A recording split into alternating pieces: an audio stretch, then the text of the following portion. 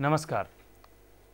In this series of the chapter Motivation, today we are going to discuss some theories of motivation and then we will move to job design and job characteristics model. Today we are going to discuss Skinner's reinforcement model, Victor Vroom's expectancy model, theory X and Y of Douglas McGregor, and last but not the least, theory Z given by William Auchi. This is the synopsis for today.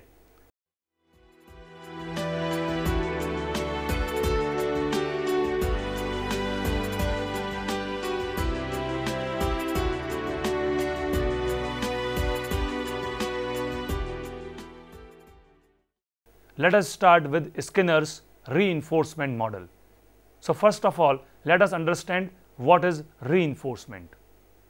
The word reinforcement here means whenever I behave in certain way, I start feeling whether it will be positive or negative. Two things are there in my mindset always.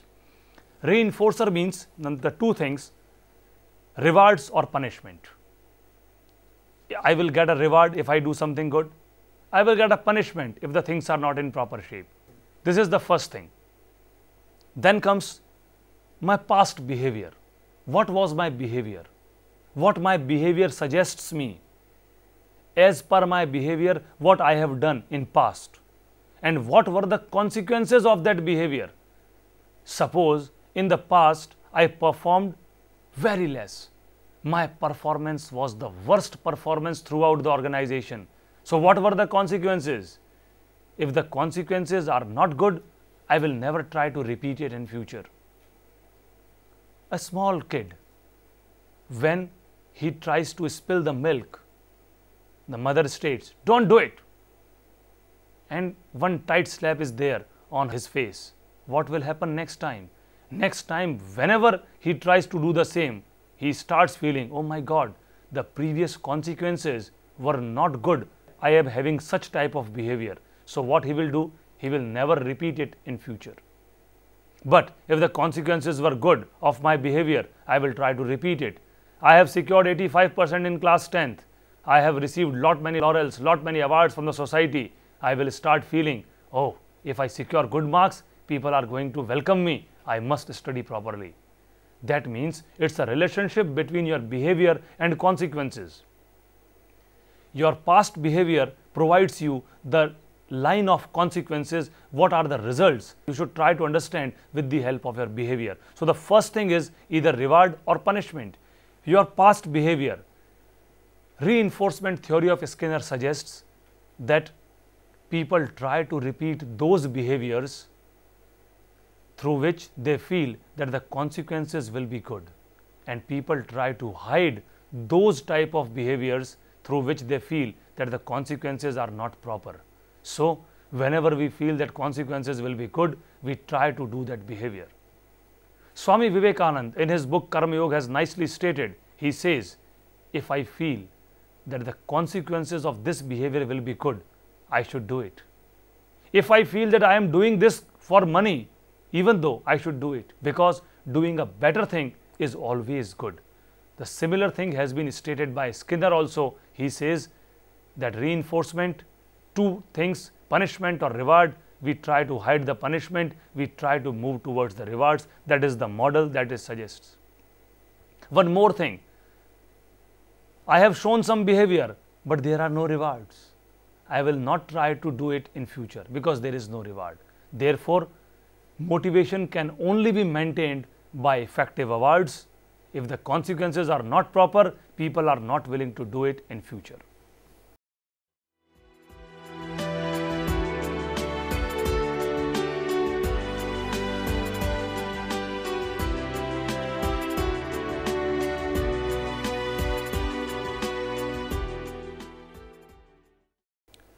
What is this reinforcement theory? Let us start. This emphasizes the linkage between individual behavior and specific outcomes. My behavior and what are the outcomes. These are the two things that are taken into account in this reinforcement theory. Secondly, it focuses on observable behavior and outcomes. The behavior that you observe and what were the outcomes of that behavior.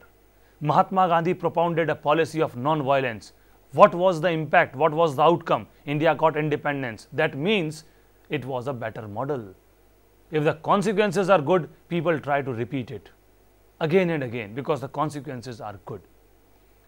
Friends, you might be knowing about a shot, Virendra Sehwag's uppercut, and you might be knowing about Mahendra Singh Dhoni's helicopter shot. Once they started it, the consequences were good and they started doing it regularly. This is what the theory suggests. It was a lighter side of presentation. Anyway, let us proceed further. Managers can alter the outcomes to influence the direction, level and persistence of motivation. We have discussed these three words earlier also, that were level, persistence and above all the direction. Managers can alter these things with the help of reinforcement model. How they will do it? Let us move further. How they will modify it? The systematic reinforcement of desirable work behavior and the non-reinforcement or punishment of unwanted work behavior. Two things. When the work behavior is positive, I will try to provide you rewards. If they are negative, I will try to provide you punishment. There are four basic types usually the managers use for this type of reinforcement. Before this, let us study it with an example. Carly Fiorina, she worked as a CEO of Hewlett-Packard, HP group of companies. We know that HP is the pioneer in manufacturing laptops and computer accessories. She was the only lady who was able to fire more than 1,000 persons from Hewlett-Packard only because of one reason, that was cost cutting. She said that I want to enhance the image of the company and want to cut down the costs, and therefore she took this daring step. The people were not performing in a better way, and that's why such a step was taken. Negative reinforcement. Sometimes this thing is also essential. As I told you earlier, don't go for popularity, go for effectiveness. That is very essential. Now these are the four basic strategies to modify the human behavior and to reinforce better behavior within the people. The first one, that is positive reinforcement. Suresh has done wonderful job in the sales field. His target was to sell 100 laptops. He sold 200 laptops. I gave him positive reinforcement. Dear, you have done a magnificent job. I like it. Really wonderful. Positive. Second is negative reinforcement. Some errors have been created and I say, my dear, you have committed this error. Please don't do it again. But not in public. I will try to say it when he is alone. This is negative reinforcement. In this, I try to tell him that these are the errors. Try to overcome them. These are constructive feedbacks, constructive mechanism, not destructive. In 1 Minute Manager, Dr. Spencer Johnson has nicely stated that whenever you feel that somebody has performed, tell him, my dear, this is a magnificent performance. But when the performance is not good, tell him directly that, my dear, performance is not good.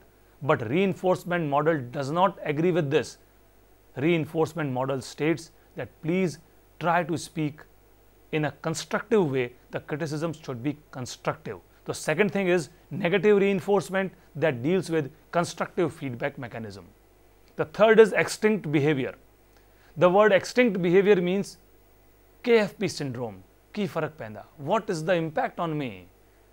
The person tries to state the negative points and he is not at all concerned about the institution and the employee. This is not fair. And the last that must not be followed, that is punishment. This should be the last resort.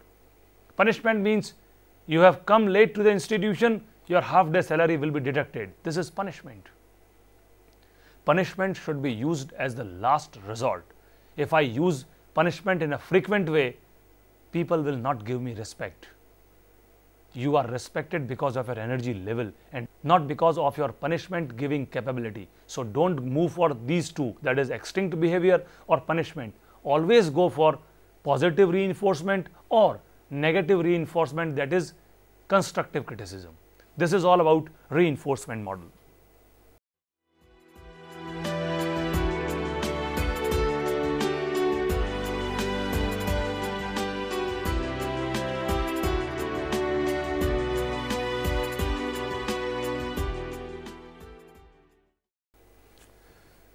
Let us move to next theory.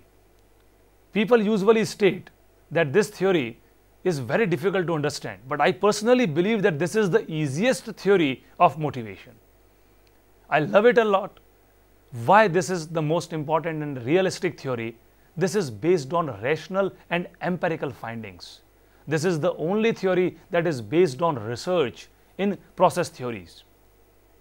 Expectancy models have been given by two theorists. First one was Victor Vroom, and second is a Porter and Lawler's model of expectancy. We are going to discuss Victor Vroom's expectancy model. Victor Vroom has said that there are basically three forces that affect the productivity and motivation of an individual. This is the most recent theory given in 1964. Please do not study the slide merely, try to understand with an example. I am working as a faculty member in this institution. I am a teacher. My first step is, if I teach effectively, I will get some reward. Okay? If I teach effectively, I will get some reward. Number one. Number two, if I teach effectively, I will become more successful.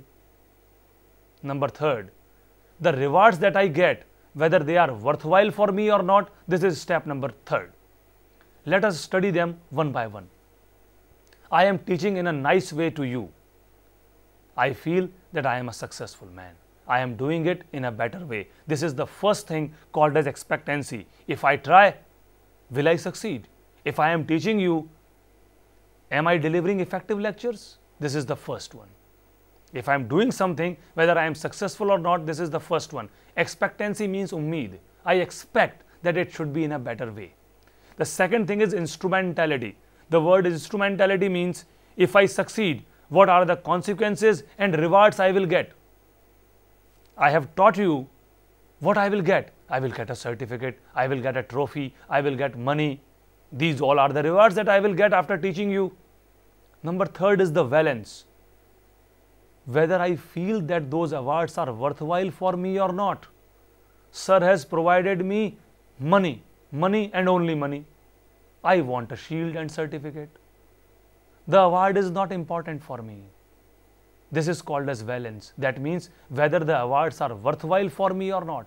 So the first one that we are going to discuss right now, the extent to which the person believes that my effort will lead to my effective performance, that is known as performance effort match. Let us study with this diagram.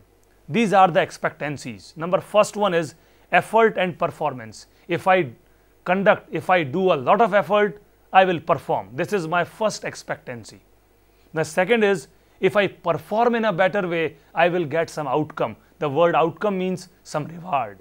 And word valence means, third one, is the reward worthwhile for me? Let us study with this diagram. There are two expectancies shown in this diagram. The first is effort performance expectancy, and second is performance and outcome expectancy. The third is valence, how effective and how worthwhile is the reward. When I multiply these three, it comes to motivation. And ability and performance of mine also conducts a lot in this particular area. If my ability is missing, will I be able to perform? I am unable to teach, then what is there then? I am not able to communicate, will I be able to perform? No. I am not physically fit, will I be able to perform? No. In all these cases, ability and performance have to be studied. Now, let us understand it again. Mahesh is a student studying nicely in class 12th. Mahesh, student studying in class 12th. First of all, he feels, suppose I study properly, I will get a wonderful performance, I will become a star performer. That is, star performer means I will get some good percentage. This is the first expectancy. Second expectancy, that is instrumentality. Suppose I perform well, I got 85% in class 12th. I will get a good job, I will get admission in IIT, I will get admission in Polytechnic, whatsoever it is. That is the reward. He secured 85%. but he got admission in BSc. This was not his target, that is the valence. Valence is missing. That means the award was not worthwhile for me. So all the three should be there. I do my efforts for effective performance. When I perform nicely, some rewards are being there with me. And number third, if the rewards are valuable, I internally feel, yes, I have done it.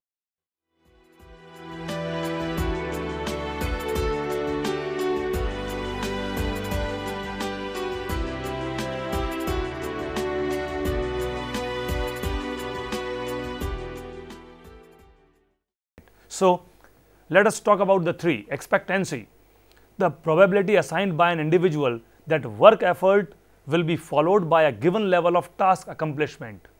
I have worked and some task has been accomplished. Instrumentality means the probability assigned by the individual that a given level of achieved task performance will lead to various work outcomes. This is number two. And number third, valence, the value attached by the individual to various work outcomes. These are the three things that we should try to understand right now. When we multiply the three, that is, motivation is equal to expectancy multiplied by instrumentality multiplied by valence. That means all the three needs to be multiplied. My efforts, my performance and my reward value, all the three needs to be multiplied. This is what is Victor Vroom's expectancy theory. Now, let us critically evaluate Victor Vroom's expectancy model. According to Victor Vroom, if expectancy is 0, then motivation will be 0, because motivation is equals to expectancy multiplied by instrumentality multiplied by valence. That means if my efforts are 0, then motivation will be 0. Number 2, if instrumentality, that is performance, is 0, once again the motivation will be 0. I have desire to perform, but there are no efforts, once again motivation is 0. And above all, I have performed nicely, I have delivered the desired results also, but the rewards that I have got, they are useless, once again the motivation will be 0. Is it right? Mahesh performed nicely in class 12th, tried to do a lot of effort and secured 85% marks. He is very happy right now, but he wanted to take admission in Polytechnic, got admission in BSc. Awards are not valuable, motivation is 0. All the motivation that was there while securing 85% marks, that has gone waste now, because the rewards are not worthwhile. So friends, try to provide worthwhile and encouraging rewards to the staff, then only they will feel motivated and delighted. Now let us start with the critical evaluation. Motivation is sharply reduced when either expectancy, instrumentality or valence appears to be 0. If something is lacking, the motivation will also lack at some standards. Motivation will be very high if all the three are very high. These are two simple equations. These are managerial applications. One must try to increase the expectancy, instrumentality and above all valence. For a child, if he is doing some extra job, valence is he will get a chocolate. You do not provide him a chocolate, you say you will get a plain piece of paper. Will he be able to work? Because we have not provided the real reward to that child. Similarly, expectancy should be higher. Your instrumentality, that is expecting the rewards, should be higher, and above all, worth of the reward should also be higher. Now these are the critical evaluations of expectancy theory. The first one, not excessively supported by research. Some empirical analysis has been done, but even though complete empirical analysis like Herzberg is missing, they need to do a lot of research on this theory also. The second thing is multiplier effect. Nearly 100 plus management experts have given their strong views in contradiction to multiplier effect. Sometimes this multiplier effect is not effective. That means if I believe that if I am doing some effort, it will lead to performance, this is the strongest motivator. If I am doing some effort, it is going to lead performance. I do not want rewards. There are lot many people who are not willing to work for rewards. Then what will happen to those? They do not fit in this theory. So therefore, this multiplier effect has been questioned by lot many management experts. Thirdly, may be useful to distinguish between extrinsic and intrinsic rewards. This is an important feature. This is a positive feature through which we can differentiate extrinsic and intrinsic rewards. Extrinsic are given by others, but intrinsic rewards are given by ourselves. So this is very important. And above all, this does not specify which rewards will motivate a particular group of people or cross-cultural differences. Different cultures live in this society. Some people are motivated only and only by money, but some people are not motivated by that. So what will happen to them? So this is also a question that has been asked to Victor Room in these grounds.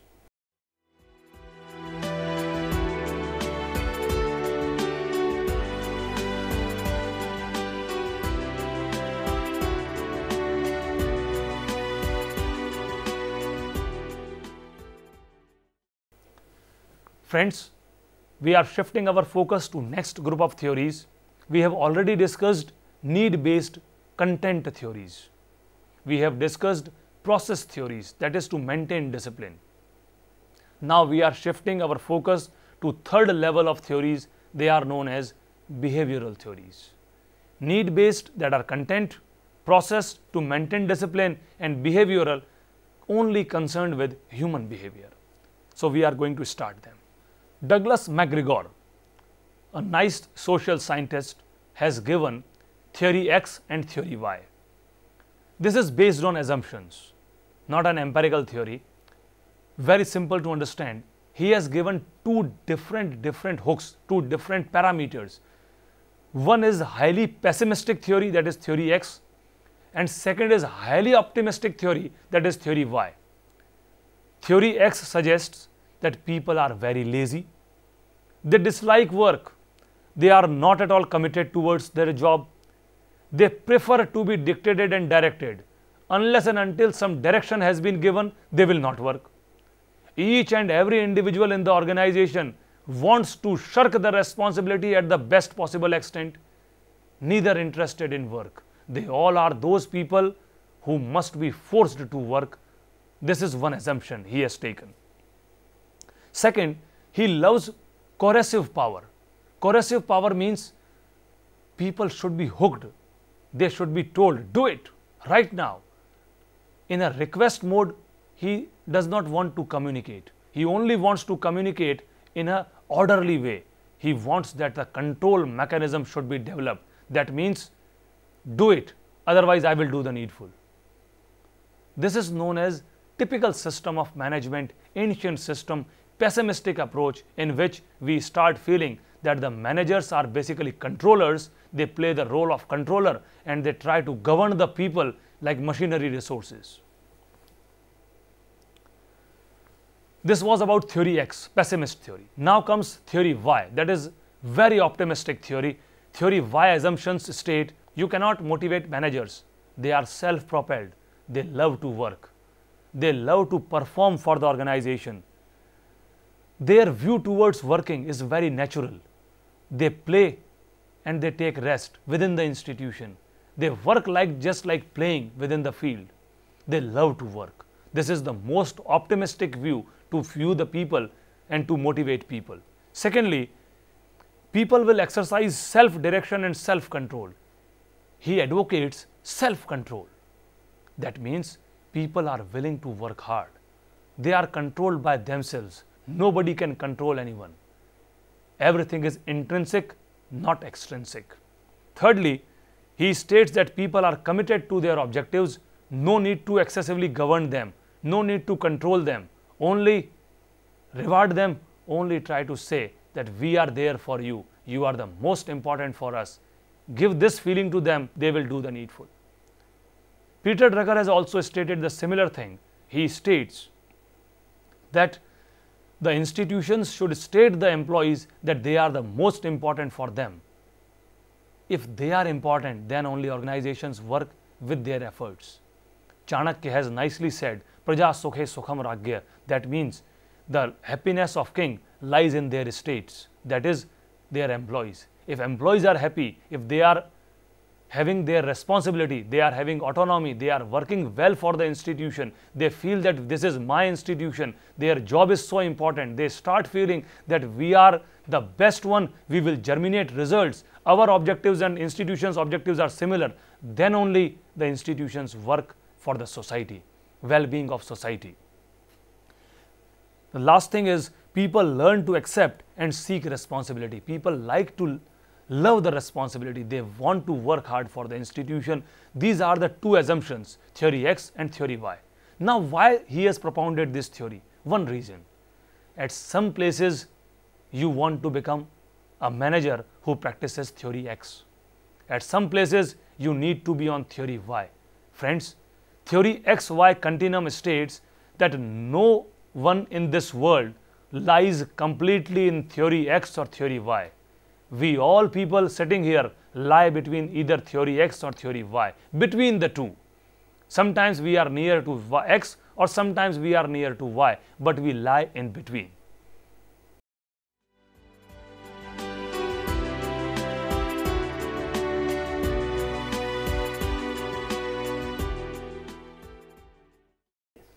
So friends, let us start the summary of this session. In this session, we studied Skinner's reinforcement model. We also studied positive reinforcement, negative reinforcement, extinct behavior and punishment, in which punishment should be the last resort. We studied Victor Vroom's expectancy model, in which instrumentality, expectancy and valence, all the three needs to be maximized. And last, we studied behavioral theories. Out of them, we studied theory X and theory Y by Douglas McGregor. We all lie between theory X and theory Y. That needs to be understood. Thank you very much, friends. Thanks a lot.